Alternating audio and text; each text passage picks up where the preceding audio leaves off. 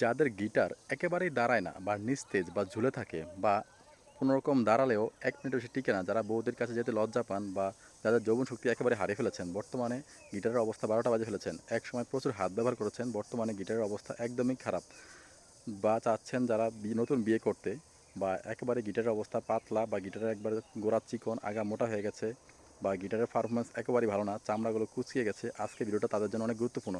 যেসব ভাইয়েরা প্রবাসে আছেন বা দেশে আছেন, অনেক ভাইয়েরাই কিন্তু আমাকে অনেক ইনবক্স বা কমেন্ট করেন যে ভাই, আমার তো গিটারের অবস্থা খুব খারাপ, একবার নিস্তেজ বা দাঁড়ায় না বা লুজ বা ঝুলে গেছে, গিটারের অবস্থা একদম 12টা বাজে ফেলেছি, আমাকে একটা ভালো ট্রিটমেন্ট দেন। অবশ্যই আজকে ভিডিওটা খুবই গুরুত্বপূর্ণ এবং মনোযোগ সহকারে আপনারা অবশ্যই দেখবেন। এই ভিডিওটা যদি আপনারা মনোযোগ সহকারে না দেখেন, আপনারা অনেক কিছুই বুঝতে পারবেন না।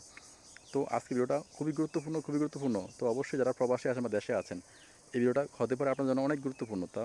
তো অবশ্যই যারা গিটারের অবস্থা খুব একেবারে বাজে, বা বর্তমানে গিটারের পানি একেবারে পাতলা বা দাঁড়ায় না বা শক্ত হয় না, বা আপনার গিটার একবারে হস্তমতন করে গিটার ছোট করে ফেলেছেন, আজকের ভিডিওটা বা চাচ্ছেন একবারে স্থায়ী সমাধানের জন্য, বা আপনি বছরের পর বছর 12 মাস আপনার গিটারের পারফরমেন্স ঠিক রাখবেন এবং গিটার ভালো রাখবেন, বড় করবেন, মোটা করবেন, শক্ত করবেন এবং টাইমিং বাড়াবেন। আজকে ভিডিওটা খুবই গুরুত্বপূর্ণ, অবশ্যই মনোযোগ সহকারে শুনবেন। তো ভিডিওটা কন্টিনিউ করবেন। ধন্যবাদ সবাইকে, ইনশাল্লাহ আশা করি সবাই কন্টিনিউ করবেন।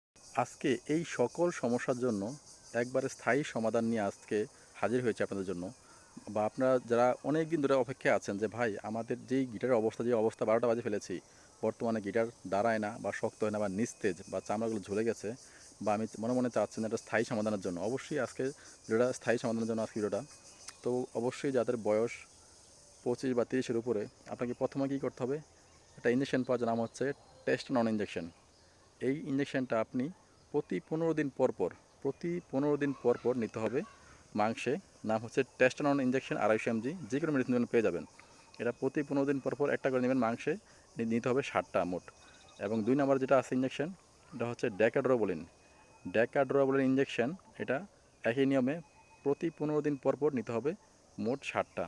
এই গেল দুইটা, টেস্টোস্টেরন এবং ড্যাকাড্রোবলিন। এবং 3 নম্বর যেটা হচ্ছে ইঞ্জেকশন, নাম হচ্ছে অস্টিওডি বা ডি রাইস বা ডি ব্যালেন্স, স্কোয়ার কোম্পানি পাওয়া যায় ডি ব্যালেন্স নামে।